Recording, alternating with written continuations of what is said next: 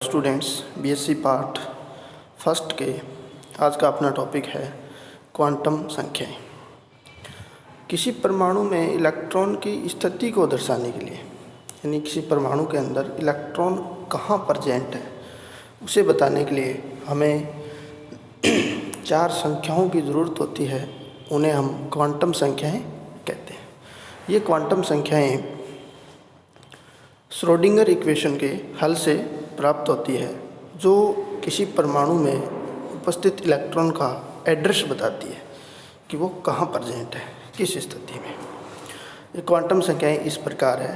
पहली है मुख्य क्वांटम संख्या, जिसे प्रिंसिपल क्वांटम नंबर कहते हैं और n से लिखते हैं, जो हमें कोस के बारे में जानकारी देती है।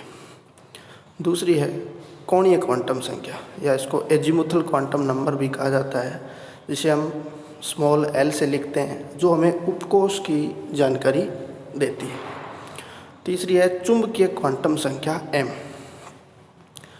जो हमें कक्षक के बारे में यानी ओरिएंटेशन बताती है।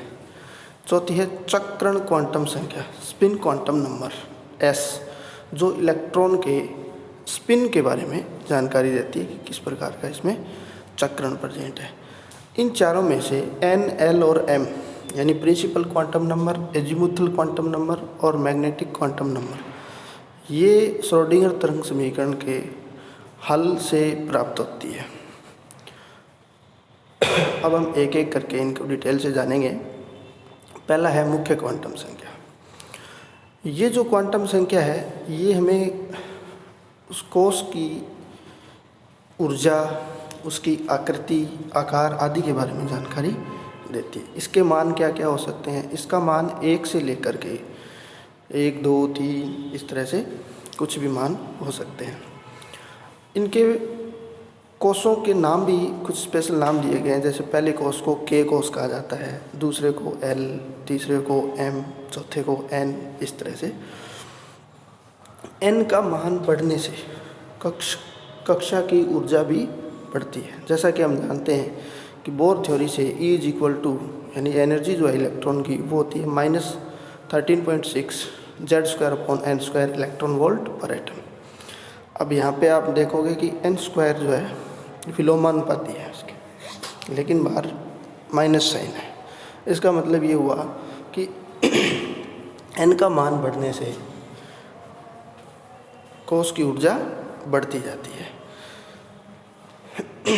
और n का मान बढ़ने से कक्षा की आकार यानी इलेक्ट्रॉन की नाभिक से दूरी भी बढ़ती जाती है। R is directly proportional to n²।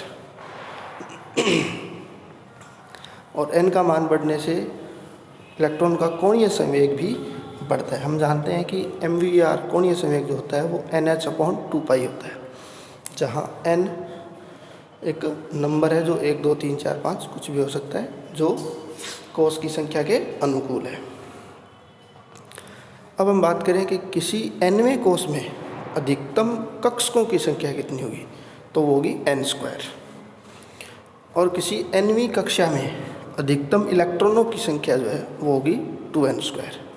जैसे पहले कोष में अधिकतम 2 इलेक्ट्रॉन हो सकते हैं, यानी एक ही कक्षक हो सकता है।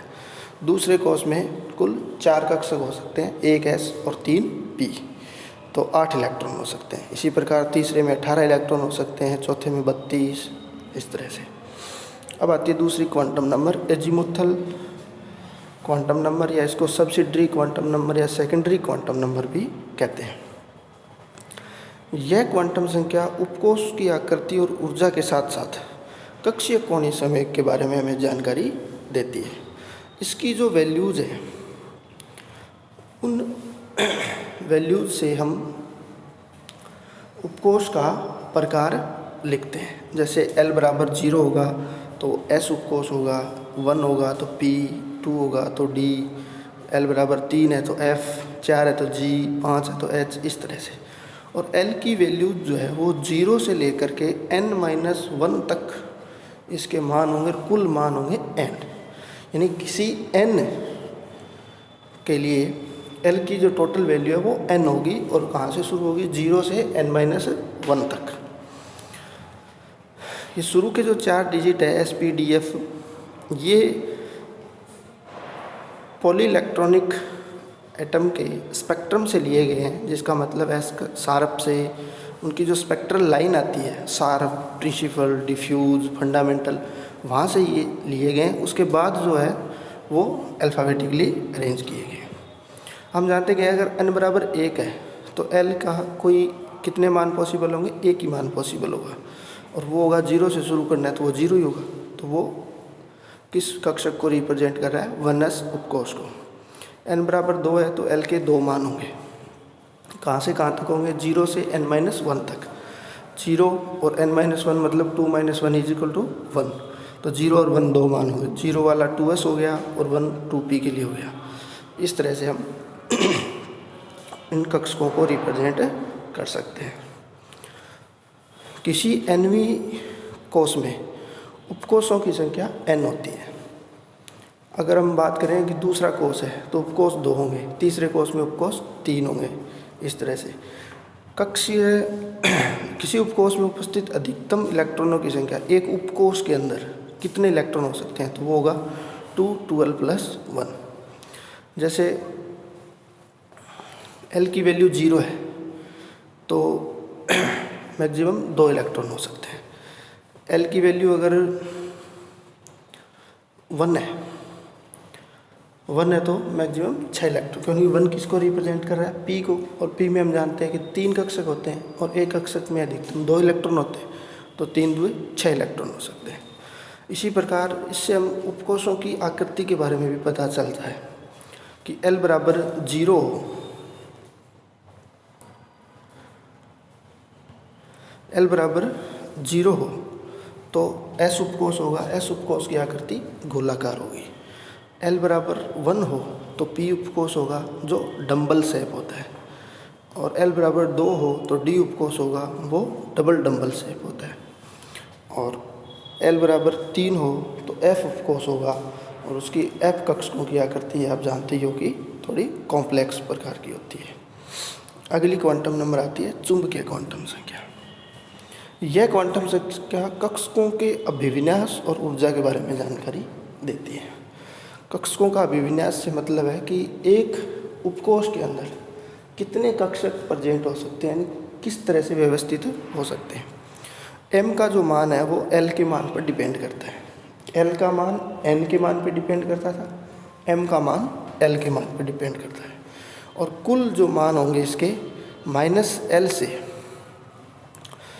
शुरू होकर 0 से होते हुए +l तक होंगे, और 12 + 1 मान होंगे। यदि L 0 है तो M की भी A की वैल्यू होगी 0, और यदि L 1 है तो M की 3 वैल्यू होगी 12 + 1 के हिसाब से, वो होगी -1 0 और +1। इसी प्रकार L बराबर 2 के लिए M के 5 मान होंगे -2 से लेकर +2 तक। इसी प्रकार L बराबर 3 हो तो M के 7 मान होंगे -3 से लेकर +3 तक।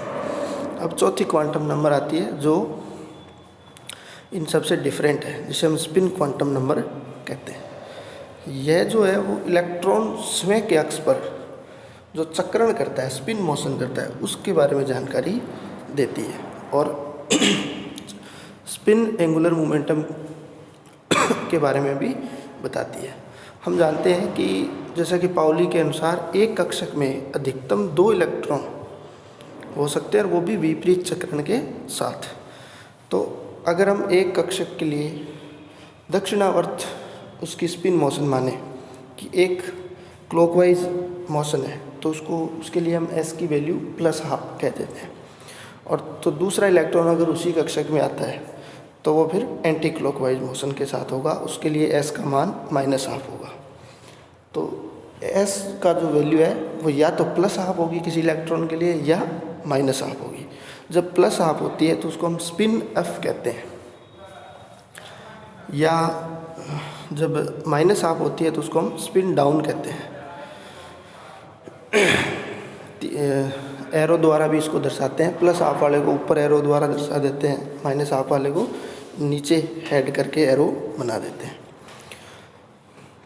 अब हम जानते हैं कि चक्रण कोणीय संवेग, कक्षीय कोणीय संवेग और कोणीय संवेग जो है ये सदिश राशियाँ होती हैं, और चक्रण कोणीय संवेग तथा कक्षीय कोणीय संवेग का सदिश योग कुल कोणीय संवेग को रिप्रेजेंट करता है। चक्रण कोणीय संवेग को हम √SS+1h/2π के रूप में लिख सकते हैं।